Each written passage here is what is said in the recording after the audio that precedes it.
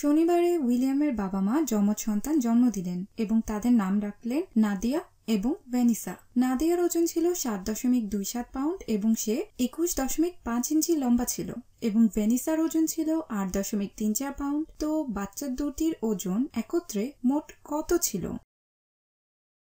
তারা আমাদের বলেছে যে নাদিয়ার ওজন ছিল 7.27 এবং ভ্যানিসার ওজন ছিল 8.34। আমাদের এই দুইটি মানকে যোগ করতে হবে আর নাদিয়ার উচ্চতাটা তারা দিয়েছে আমাদের বিভ্রান্ত করার জন্য।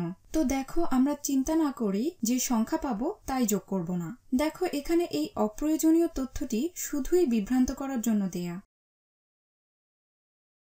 তো তাহলে আমাদের যোগ করতে হবে জন্মের সময় নাদিয়ার ওজন এবং জন্মের সময় ভ্যানিসার ওজন।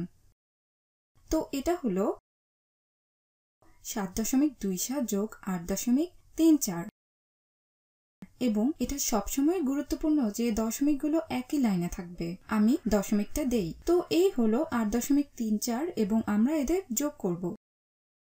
তো 7 যোগ 4 এবং এটা হচ্ছে আসলে 100 ভাগের 7 ভাগ যোগ 100 ভাগের 4 ভাগ। তো এটা হলো 100 ভাগের 11 ভাগ, যেটা নাকি 100 ভাগের 1 ভাগ এবং 10 ভাগের 1 ভাগের সমান।